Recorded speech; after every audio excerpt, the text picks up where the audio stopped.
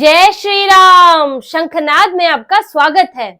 जब अरविंद केजरीवाल के चुनावी हिंदू बनने की सारी कोशिशें, सारे पैतरे विफल हो गए, तो अब अरविंद केजरीवाल संघ की शरण में पहुंचे हैं। अरविंद केजरीवाल जो इतने दिनों से खुद को हिंदूवादी साबित करने की कोशिश कर रहे थे, तरह तरह की योजनाओं की घोषणा कर रहे थे, लेकिन अब उन्हें राष्ट्रीय स्वयंसेवक संघ की जरूरत पड़ गई है और गुहार लगा रहे हैं कि भाजपा को उनके खिलाफ लड़ने से, उनके खिलाफ आगे बढ़ने से रोके। भाजपा की शिकायत कर रहे हैं संघ के पास जाकर, और इसीलिए अरविंद केजरीवाल ने राष्ट्रीय स्वयंसेवक संघ को एक चिट्ठी लिखी है और इस चिट्ठी में बड़ी बचकानी शिकायतें की हैं कि बीजेपी पैसा बांट रही है, क्या आप इस बात को स्वीकार करेंगे? बीजेपी पूर्वांचलियों के वोट काट रही है, यानी उन्हें वोट देने से रोक रही है, क्या आपको ये स्वीकार्य है? बीजेपी जनतंत्र को कमजोर कर रही है।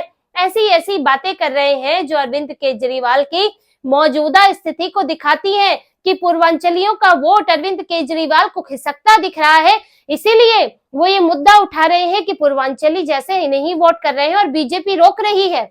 ये एक परसेप्शन बनाने की कोशिश कर रहे हैं। दूसरी तरफ पैसे बांटने की बात है तो अरविंद केजरीवाल से ज्यादा पैसे इस वक्त बांट कौन रहा है? भाजपा को तो मैनिफेस्टो भी नहीं आया है। अरविंद केजरीवाल ही हैं जो लोगों के डॉक्यूमेंट इकट्ठा करके उनको पैसे बांटने की कोशिश कर रहे हैं। तो अरविंद केजरीवाल को अचानक इन मुद्दों को लेकर संघ को चिट्ठी लिखने की जरूरत क्यों पड़ी? क्योंकि ऐसा कोई भी काम जो अरविंद केजरीवाल कह रहे हैं वो भाजपा तो करती दिख नहीं रही है। तो फिर संघ के पास अरविंद केजरीवाल क्यों पहुंचे, क्यों संघ को चिट्ठी लिखी? अब अरविंद केजरीवाल की इस राजनीति के पीछे उनका खौफ है, उनकी विफल कोशिशें हैं, क्योंकि अरविंद केजरीवाल ने पिछले कुछ दिनों में खुद को खूब हिंदूवादी दिखाने की कोशिश की है। देखिए, दिल्ली में जो वोट है, अब मुस्लिम वोट तो उन्हें चाहिए ऐसा नहीं है, और जो हिंदू वोटों की बात है तो जिनको वो विभागों में जिनको वो बांट कर रखते हैं, किसी को दलित कहेंगे, किसी को पूर्वांचली कहेंगे, तो ये सब तो है हिंदू। और पिछले कुछ दिनों में जो पिछले चुनाव हुए हैं उसमें हिंदू थोड़ा एकजुट होता हुआ दिखा है। महाराष्ट्र का चुनाव हो उसमें हिंदुओं ने एकजुटता से वोट दिया, हरियाणा के चुनाव में वोट दिया, और जिस तरह से बीजेपी पूरी तरह से हिंदूवादी पार्टी के तौर पर अब साफ तौर पर खुद को दिखाने लगी है। वो हमेशा से हिंदूवादी पार्टी रही है, लेकिन अब कोई कंफ्यूजन लोगों में ना रहे तो वो इस दावे को, अपने इस एजेंडे को और साफ करके बताती है। जैसे कि योगी आदित्यनाथ का, सीएम योगी आदित्यनाथ का नारा है, बटोगे तो कटोगे। पीएम मोदी ने खुद कहा एक है तो सेफ है। तो ये नारे देकर, और जिस तरह से संबल में खुदाई हुई है, जिस तरह से सीएम योगी ने दिखाया है कि भाजपा हिंदुओं के भले के लिए कोई कोर कसर नहीं छोड़ेगी, उनकी संस्कृति को, भारतीय संस्कृति को सुरक्षित करेगी, तो इसे लेकर अब भाजपा की इस छवि से अरविंद केजरीवाल कंपीट करने की कोशिश कर रहे हैं, अपनी तुलना करने की कोशिश कर रहे हैं कि एक हिंदूवादी पार्टी है, अब आपको उसके सामने खुद को हिंदूवादी दिखाना है। क्योंकि देखिए, मुसलमानों के वोटों के लिए अरविंद केजरीवाल को पता है कि मुसलमान उसको वोट दे देंगे जो भाजपा को हरा सकेगा। ये बात तय है, मुसलमान किसी को भी वोट दे देंगे अगर वो भाजपा को हरा पाता है तो। और यहाँ पर भाजपा को हराने के लिए अरविंद केजरीवाल को हिंदुओं का वोट चाहिए। अगर अरविंद केजरीवाल को हिंदुओं का वोट मिल जाता है तो उन्हें मुसलमानों का वोट अपने आप मिल जाएगा, क्योंकि वो सबसे मजबूत उम्मीदवार बनकर, मजबूत पार्टी बनकर उभरेंगे। इसीलिए अरविंद केजरीवाल हिंदुओं को मूर्ख बनाने की कोशिश कर रहे हैं, चुनावी हिंदू बन रहे हैं। अभी उन्होंने पुजारियों के लिए और ग्रंथियों के लिए 18,000 रुपए की घोषणा की। अब 18,000 रुपए जो आप मौलवियों को कई सालों से दे रहे हैं, अरविंद केजरीवाल ने खुद कहा कि 10 साल में पहली बार ये घोषणा हुई है, यानी कि आप जो है, अब आपको पुजारियों की, ग्रंथियों की याद आई। इससे पहले आप तो मौलवियों को 18,000 रुपए दे रहे थे। और ये वही अरविंद केजरीवाल हैं जो वक्फ बोर्ड संशोधन बिल का विरोध करते हैं। संजय सिंह जो है वो जेपीसी का हिस्सा है, जो ज्वाइंट पार्लियामेंट्री कमेटी बनी है वक्फ बोर्ड संशोधन बिल को लेकर, और संजय सिंह जो इनके राज्यसभा सांसद हैं आम आदमी पार्टी के, वो वक्फ बोर्ड संशोधन बिल का विरोध कर रहे हैं। इस बात को लोगों को ध्यान रखने की जरूरत है कि कौन है चुनावी हिंदू और कौन है असली हिंदू। असली हिंदू वो है जो हिंदुओं के ठोस मुद्दों पर उनको सपोर्ट करता है, जैसे कि वक्फ बोर्ड संशोधन बिल है, जिसने हिंदुओं की कई जमीनों पर अपना दावा ठोका है, हिंदू मंदिरों पर भी दावा ठोक दिया है। तो ऐसे संशोधन बिल का सपोर्ट करना जरूरी है, और जो सपोर्ट करेगा वही हिंदुओं का हितैषी होगा। इसी तरह से और दूसरे मुद्दे हिंदुओं के आते हैं। राम मंदिर का मुद्दा है, जिसे अरविंद केजरीवाल ने, उन्होंने भी एक राजनीति करार दे दिया था। अरविंद केजरीवाल कहाँ सपोर्ट करते थे। तो ये सब मुद्दे हैं। और चुनावी हिंदू वो है जो हिंदुओं के लिए सिर्फ मंदिर जाने के काम करता है कि मंदिर जाओ, टीका लगाओ, आरती करो और हिंदुओं को खुश करने की कोशिश करो। और जबकि मुसलमानों को खुश करने के लिए आप संशोधन बिल का विरोध करोगे, आप इफ्तार पार्टियां देते फिरोगे, आप मुसलमानों को टिकट दोगे और उनके लिए सीए एनआरसी का विरोध करोगे, तो ये सब उनके लिए ठोस काम होता है, हिंदुओं के लिए सिर्फ दिखावा होता है। और अरविंद केजरीवाल का यही दिखावा सामने आ रहा है। देखिए, उन्होंने कोशिश की थी बीजेपी की तरह हिंदूवादी बनने की, लेकिन क्योंकि वो खोखला उनका विचार है और उनको हिंदुओं से प्रेम नहीं है, इसीलिए जो उन्होंने 18,000 पुजारियों को दिए, पुजारी भी उसका समर्थन नहीं कर पा रहे हैं। कहीं ना कहीं ये बात है कि वो ऐसे व्यक्ति को जो मुस्लिम परस्त रहा है, आपने देखा होगा इन्होंने जा जाकर इफ्तार में खूब खजूर खाए हैं, टोपी पहनकर साफा डालकर बैठे रहते थे। और यहाँ तक कि इन्होंने वक्फ बोर्ड को ये तक कहा है कि आपको एंटीला के जमीन आपकी है, अगर आप कहेंगे तो हम आपको वो भी दिलाएंगे। और ये जो पैसे देते हैं, अनुदान देते हैं वक्फ बोर्ड को, इसमें इन्होंने कोई कमी नहीं की है कभी भी। तो अरविंद केजरीवाल की हरकतों को देखते हुए, उनके पुराने कुकर्मों को देखते हुए पुजारी भी इनके समर्थन में नहीं है। हनुमान मंदिर में, जुकनॉट प्लेस के हनुमान मंदिर में अरविंद केजरीवाल पूजा करने जाते हैं, वहां के पुजारी तक ने पहले कहा था, ये घोषणा से पहले उन्होंने ये बात कही थी मीडिया से कि हिंदुओं को वोट उसे ही देना चाहिए जो हिंदुओं की बात करता है, जो हिंदुओं के लिए काम करता है। उन्होंने ये नहीं कहा कि अरविंद केजरीवाल जो है वो बहुत अच्छे नेता हैं, उनको वोट देना चाहिए, हिंदुओं के लिए सोचते हैं, ऐसा नहीं कहा। वहां के पुजारी ने भी ये कहा कि आपको उसी पार्टी को चुनना चाहिए जो वाकई हिंदुओं की बात करती है, जो असली हिंदू है।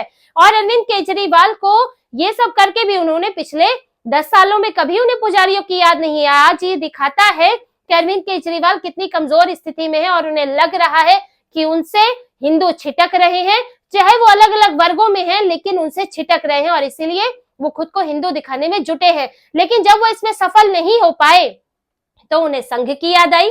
और इससे आपको संघ की याद आने से आपको उद्धव ठाकरे भी याद आएंगे कि उद्धव ठाकरे ने भी यही रणनीति अपनाई थी। उद्धव ठाकरे ने चुनाव के दौरान संघ को एक चिट्ठी लिखी थी जिसमें उन्होंने बीजेपी की शिकायत की थी कि बीजेपी किस तरह के गलत तरीके अपना रही है चुनाव जीतने के लिए, किस तरह से गड़बड़ियां कर रही है। ऐसे तरह तरह के आरोप लगा के संघ और बीजेपी को अलग बाइफरकेट करने की कोशिश की थी। यही अरविंद केजरीवाल करे, वो ये तो दिखा रहे हैं कि मैं भाजपा का विरोध करके हिंदूवादी पार्टी का विरोध तो कर रहा हूं, लेकिन जो हिंदूवादी संगठन है आरएसएस, क्योंकि आरएसएस एक हिंदूवादी सांस्कृतिक संगठन है, तो मैं उसके समर्थन में हूं। तो यानी कि वो पूरी तरह हिंदू विरोधी नहीं दिखना चाहते, इसीलिए वो संघ के पास गए हैं और संघ का समर्थन करके हिंदुओं को लुभाना चाहते हैं कि देखिए मैं तो संघ की सुनता हूं, संघ से समर्थन मांग रहा हूं, यानी कि मैं हिंदुओं का विरोधी नहीं हूं, मैं तो भाजपा का विरोधी हूं। इस मानसिकता के साथ उन्होंने संघ को चिट्ठी लिखी है और अरविंद केजरीवाल इस स्तर की राजनीति करने के लिए इस वक्त मजबूर हो गए हैं, क्योंकि वो चारों तरफ से घिरे हुए हैं। एक तरफ उनके बीजेपी है जो उनके हर किसी मुद्दे पर पानी फेर देती है, चाहे महिला सम्मान योजना की बात हो तो अरविंद केजरीवाल ने कैसे फर्जीवाड़ा किया ये लोगों के सामने है। अब बात पुजारी ग्रंथियों की हो तो कहीं ना कहीं ये बात सामने आई कि वो किस तरह से मौलवियों को पैसे पहले बांट रहे थे। और वही कांग्रेस है जहां संजय दीक्षित उनके खिलाफ जो है पूरा मोर्चा खोलकर बैठे हुए हैं। संदीप दीक्षित उन पर हर दिन उनके खिलाफ ऐसे ऐसे मुद्दे उठाते हैं जिस पर आम आदमी पार्टी सफाई देती रह जाती है। पहले उन्होंने मुद्दा ये उठाया कि अरविंद केजरीवाल वो मुख्यमंत्री नहीं बन सकते क्योंकि उनके खिलाफ इतनी पाबंदियां हैं कि ना वो फाइल साइन कर सकते हैं, ना वो दफ्तर जा सकते हैं, तो मुख्यमंत्री बनेंगे कैसे? ये सवाल उन्होंने उठाया और सवाल वाजिब भी था कि आप कह रहे हैं मुख्यमंत्री बनूंगा, लेकिन मुख्यमंत्री बनेंगे तो काम कैसे करेंगे? कोर्ट में आपको गुहार लगानी पड़ेगी, आपकी गुहार कोर्ट मानेगा नहीं मानेगा, अभी तो ट्रायल शुरू हो जाएगा, तो आप कैसे कह रहे हैं कि आप मुख्यमंत्री बनेंगे? फिर उन्होंने जो दूसरा मुद्दा उठाया कि अरविंद केजरीवाल उनके खिलाफ जासूसी करा रहे हैं क्योंकि पंजाब की गाड़ियां यहाँ देखी गई थी, साथ ही पंजाब, हरियाणा और राजस्थान के रास्ते पंजाब पुलिस की सुरक्षा में कई गाड़ियां कैश लेकर आ रही हैं, उनका ये भी आरोप था। जिसके बाद एलजी ने निगरानी करवाई है कि पंजाब से आने वाली गाड़ियों की जांच की जाए और ये देखा जाए कि कहीं दिल्ली में कैश तो बड़े स्तर पर ट्रांसफर नहीं हो रहा है। वही देखिए, संजय दीक्षित के आने से इनकी परेशानी ये भी बढ़ गई है कि संजय दीक्षित जो है वो शीला दीक्षित के बेटे हैं। अब वो ये बात कह रहे हैं बार बार कि यही अरविंद केजरीवाल हैं जो उनकी माँ शीला दीक्षित के खिलाफ सबूतों की पोटली लेकर चलते थे, कहते थे कि शीला दीक्षित सबसे ज्यादा भ्रष्टाचारी है, दिल्ली में उन्होंने बर्बाद कर दिया है दिल्ली वालों को, लेकिन वो एक भी मामले में शीला दीक्षित के खिलाफ कार्रवाई नहीं कर पाए। ये बात वो अब कह रहे हैं। और देखिए, कांग्रेस का समर्थन रहा है अरविंद केजरीवाल से पहले। शीला दीक्षित 3-3 बार दिल्ली में चुनाव जीती है, कांग्रेस का बड़ा मजबूत बेस रहा है, उनके समर्थक यहाँ पर रहे हैं। अब वो वही उन समर्थकों को याद दिला रहे हैं कि आपने जिस वजह से कांग्रेस का साथ छोड़ा, अरविंद केजरीवाल ने वो वजह तो पूरी की नहीं। शीला दीक्षित के खिलाफ आरोप थे, शीला दीक्षित को कोई सजा तो वो दिलवा नहीं पाए, अब तो उनका निधन हो गया है।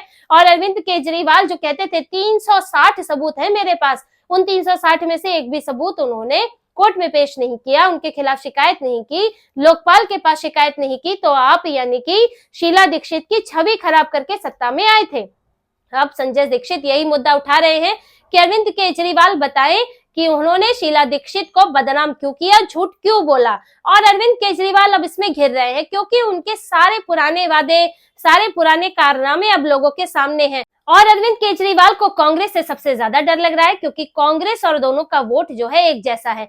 जितना कांग्रेस यहाँ मजबूत होगी, अरविंद केजरीवाल के लिए मुश्किल होगी। कांग्रेस के लिए चुनाव जीतना तो संभव नहीं है, इतना बड़ा बदलाव तो नहीं हो सकता एकदम से, लेकिन अगर वो अपना परसेंटेज कुछ बढ़ा लेती है, 5-6% भी वोट प्रतिशत बढ़ा लेती है, तो फिर उससे अरविंद केजरीवाल का वोट प्रतिशत घट जाएगा और उनको इसका बड़े स्तर पर नुकसान होगा क्योंकि कांग्रेस का ही सारा वोट अरविंद केजरीवाल के पास शिफ्ट हुआ है। बीजेपी अपना 35 से 40% का वोट हमेशा बनाए रखती हुई आई है, उसमें 2-3% का आगे पीछे होता रहा है।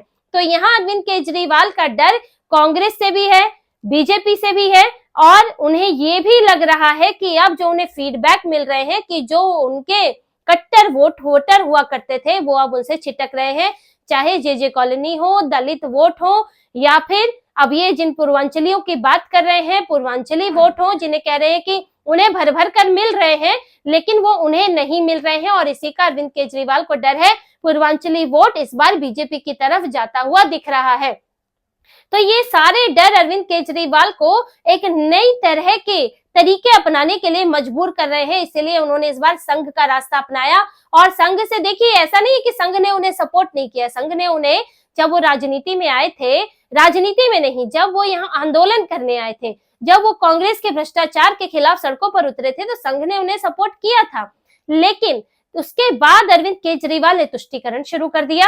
उनके शुरुआती बयान देखिए किस तरह से इफ्तार मनाया करते थे, पूरी मुस्लिम पार्टी बनने को तैयार थे, लेकिन जब दिल्ली की राजनीति में इन्हें लगा कि सिर्फ मुसलमानों से तो काम नहीं चलेगा, तो अरविंद केजरीवाल तुरंत चुनावी हिंदू बन गए और संघ ने इनका साथ छोड़ दिया क्योंकि ये हिंदुओं का नुकसान कर रहे थे और संघ से अब इन्हें कोई समर्थन तो मिलना नहीं है, ये भी जानते हैं। और डर इनको ये है कि जिस तरह से संघ ने महाराष्ट्र में गली गली में जाकर सैकड़ों बैठकें करके, सैकड़ों क्या हजारों बैठकें करके लोगों को नैरेटिव स्पष्ट किया है, लोगों का अवधारणा उनकी बदली है, तो अगर संघ भी यहाँ इस तरह जुट जाएगा तो फिर अरविंद केजरीवाल तो धराशायी हो जाएंगे। इन सभी मुसीबतों से इस वक्त घिरे हुए अरविंद केजरीवाल को अपनी सत्ता हाथ से जाती हुई दिख रही है। इसलिए अरविंद केजरीवाल कभी योजनाओं के नाम पर पैसे बांट रहे हैं, कभी चिट्ठियां लिख रहे हैं, तो कभी दूसरे अपने प्रतिद्वंदी दलों पर बेबुनियाद आरोप लगा रहे हैं। तो इसी तरह की और खबरें और विश्लेषण आपके लिए लाते रहेंगे। हमसे जुड़े रहिए, सब्सक्राइब कीजिए, कमेंट कीजिए। बहुत बहुत धन्यवाद। जय श्री राम।